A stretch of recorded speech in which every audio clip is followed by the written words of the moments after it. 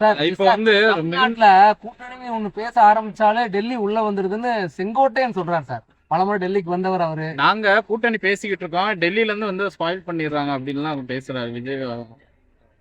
அண்ணன் செங்கோட்டையனை எனக்கு 30 வருஷத்துக்கு மேலாக தெரியும். நான் ஏற்கனவே சொல்லியிருக்கிறேன். அவர் அமைச்சராக இருந்த போதும் தெரியும், அமைச்சருக்கு பின்னால் நடந்த விஷயங்கள் உங்களுக்கு எல்லாம் தெரியும். அதுபோல கன்னியாகுமரியில் ஒரு மாத காலம் நான் அவர்கள் ஒன்றாக தங்கியிருந்தோம். 1998ஆம் ஆண்டு திருநெல்வேலி நடைபெற்ற வெள்ளி விழா மாநாட்டில் நாங்கள் இருவரும் முக்கிய பங்கு எடுத்துக்கொண்டோம். முழுவதுமாக நான் உணர்ந்தவன்.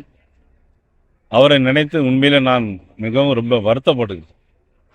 எப்படி இருந்தவர் இப்படி ஆயிட்டார் அப்படிங்கிற மாதிரி தான் என்னுடைய வருத்தத்தை மட்டும்தான் என்னால் சொல்ல முடியும். உங்களுக்கு எல்லாருக்குமே தெரியும், டெல்லி எந்த விஷயத்திலும் இங்கே தலையிடுறதில்லை. இங்கே தமிழ்நாட்டினுடைய தேசிய ஜனநாயக கூட்டணியுடைய தலைவராக அண்ணன் இபிஎஸ் அவர்கள் தான் இருக்கிறார். அவர்கள் வந்து பேசி முடிச்சுட்டு அங்கே டெல்லிக்கு போயிட்டு வந்தோம். அதன் பிறகு இங்கே வச்சு தான் மதிப்புக்குரிய அம்மா மக்கள் முன்னேற்ற கழகத்துடைய தலைவர் மதிப்பு அண்ணன் டிடிவி அவர்கள் இங்கே வச்சு தான் டெல்லியில் போய் பேசி முடிச்சாங்க. இங்கே வச்சு தான் பேட்டி கொடுக்காங்க, ஒன்றா இணைஞ்சு பேட்டி கொடுக்குறாங்க. பாரத பிரதமர் நரேந்திர மோடி அவர்களுடைய பொதுக்கூட்டத்துக்கு பின்னால் அதில் கூட ஒன்றாக இணைந்து அங்கே வச்சு தான் பேட்டி கொடுக்குறாங்க.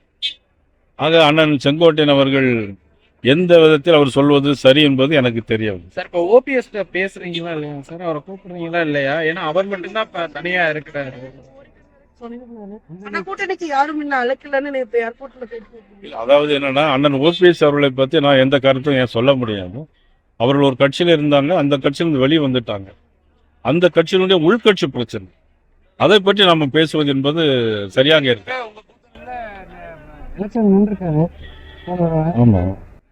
சின்னத்துல இல்ல, அவர்கள் கூட்டணி இருந்தது உண்மை. மதிப்புக்குரிய அண்ணன் டிடிவி தினகரன் அவர்களும் கூட்டணி இருந்தாங்க. அப்புறம் கூட்டணி வெளியே போயிட்டாங்க. அரசியல் கட்சிகளில் கூட்டணி சேர்வதும் சேராது இருப்பதும் ஒரு நடைமுறை உங்களை எல்லாருக்குமே தெரியும்.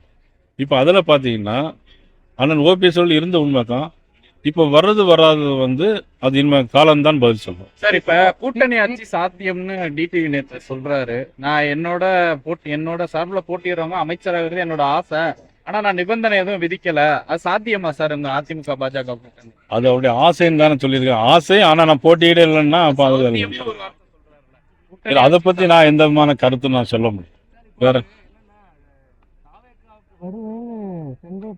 நம்பினாரு, அதாவது மீண்டும் தேசிய ஜனநாயக கூட்டணிக்கு நான் போக மாட்டேன்னு செங்கோட்டையன் நம்பினாரு. இன்னும் திமுகவுக்கு போன வைத்திருக்குமோ உள்ளிட்டவங்க எல்லாம் நம்புனாங்க, ஆனா அது நடக்கல அப்படின்னு சொல்றாரு. இப்போ நம்பிக்கை எங்க மாறுச்சு? அவங்க எல்லாம் நம்பினாங்க இல்ல, அதை பத்தி நான் ஏன்னா அவருடைய தனிப்பட்ட நம்பிக்கையை நான் கருத்து சொல்றதோ அதை முரண்பாடாக சொல்லவோ அது சரியாக இருக்காது. அது ஒவ்வொருத்தருடைய நம்பிக்கை. அதை பொறுத்து இப்போ நான் உங்களுக்கு என்ன சொல்றேன் அப்படின்னா, நீங்க எல்லாரும் பத்திரிகையில் திருப்பி கேட்டுட்டே இருந்தீங்க, உங்க கட்சியிலிருந்து ஒருத்தராக வெளியே போயிட்டு இருக்காங்களேன்னு கேட்டுட்டே இருந்தீங்க. ஆனா இப்போ ஒவ்வொருத்தராக வந்துகிட்டே இருக்கிறாங்க. நான் ஏற்கனவே தை மாசத்துக்கு பிறகு உங்களுக்கு நல்ல செய்தி வரும் அப்படின்னு சொல்லி, அதனால நீங்க எல்லாரும் வந்துகிட்டே இருக்காங்க, இனிமேலும் வருவாங்க. வரும்போது நான் உங்களுக்கு தெளிவான பதிலை இன்னும் சொல்றேன். தோல்விகளை சந்தித்தவர்களை தான் திரும்பி சேர்த்துக்கிட்டு ஒரு ஒட்டு போட்ட கூட்டணி அப்படின்னு முதல்வர் தஞ்சையில விமர்சனம் பண்ணாரு. அது எப்படி பாக்குறீங்க அவரோட விமர்சனம்? முதலமைச்சர் சொன்னார், தொடர் தோல்வி சந்திச்சவங்களை தான் இப்ப மீண்டும் ஒட்டு போட்டு சேர்த்திருக்காங்க. இது பில்டப் கொடுக்குறாங்க, இந்த உடஞ்ச கூட்டணியை சேர்ந்துட்டு பில்டப் கொடுக்குறாங்கன்னு எல்லாம் பேசியிருக்காங்க முதலமைச்சர் சொன்ன கருத்தை நீங்க ஏத்துக்கிறீங்களா? அதாவது ஒரே ஒரு கருத்து, இதுக்கு முதலமைச்சரும் பதில் சொல்லணும், நீங்களும் மீடியாக்களை சொல்லணும். என்னைக்காவது தொடர்ந்து திமுக ஆட்சியில் வந்திருக்கா? இல்ல இதுவரை. அப்போ அவங்க தோல்வி தானே சந்திச்சிட்டு இருக்காங்க. திமுக தொடர்ந்து தோல்வியை சந்திச்ச திமுக, தொடர்ந்து வெற்றியே பெறாத திமுக, தொடர்ந்து ஆட்சியிலே இல்லாத திமுக. மதிப்புக்குரிய ஸ்டாலின் அவர்கள் அப்படி சொல்றாங்கன்னா எனக்கு தெரியல. 1991 அம்மா முதலமைச்சர், அதுக்கு முன்னால 3 முறை புரட்சியாளர் எம்ஜிஆர் முதலமைச்சர், 3 தடவையும் தோத்துருக்காங்க. அப்போ கூட கலைஞர் சொன்னார், 12 ஆண்டு வனவாசம் 2 ஆண்டு அஞ்ஞான வாசமா, எங்களுக்கு வாழ்வே கிடையாதா அப்படின்னு கலைஞர் சொன்னார். அப்போ தொடர்ந்து தோல்வியை சந்திச்சது யாரு? இல்லை, நான் சொல்றேன் கேள்வி. தொடர்ந்து தோல்வியை சந்திச்சது யாரு? திமுகவா அண்ணா திமுக கூட்டணியா? 1967 72 பிறகு புரட்சித் தலைவர் எம்ஜிஆர் உயிரோடு இருக்கிற வரைக்கும் திமுக ஜெயிச்சது கிடையாது. அப்போ தொடர்ந்து தோல்வியை சந்திச்சது யாரு? திமுக. உண்டா இல்லையா? இல்லை சொல்லுங்க, உண்டா இல்லையா? ஓகே ஓகே சொல்லுங்க, அதான் கரெக்டு, அப்படிதான் சொல்லணும்.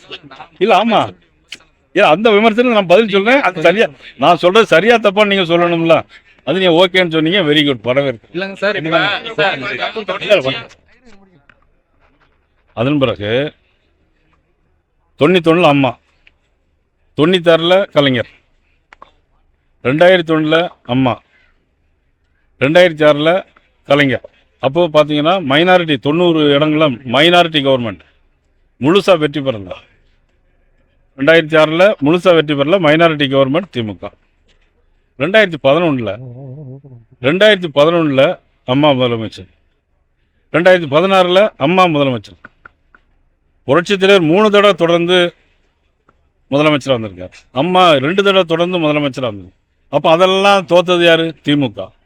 இன்னைக்கு ஏதோ ஆளுங்கட்சியில் வந்துட்டதுனால தொடர்ந்து ஜெயிப்போங்கிற ஒரு எண்ணத்தை, ஒரு ஒரு பொய் பிரச்சாரத்தை இன்னைக்கு முதலமைச்சர் சொல்லியிருக்காரு. ஆனால் முதலமைச்சர் சொல்லுது என்ன செய்யுது?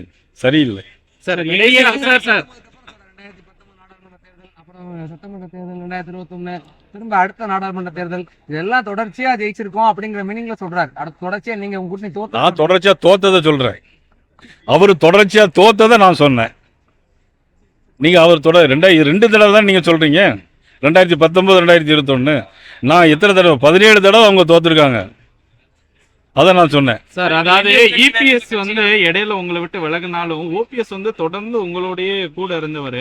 அவரை வந்து பாஜக கண்டுக்கல, இது பண்ணல, அவங்க வச்சுட்டாங்க அப்படின்லாம் அவர் கூட இருக்கிறவங்க சில பேர் பேசுறாங்க. சார். கூட இருக்கிற நிறைய பேர் கருத்து சொல்லத்தான் செய்வாங்க. அதாவது அரசியல்ல தலைவர்கள் எடுக்கக்கூடிய முடிவு தானே தவிர தொண்டர்கள் எடுக்கிற முடிவு அப்படிங்கிறதுல தலைவர்கள் சில முடிவுகள் எடுப்பாங்க, தொண்டர்கள் அவமதிச்சு போவாங்க. நீங்க ஏன் முடிவு எடுக்க முடியாம இருக்கீங்க?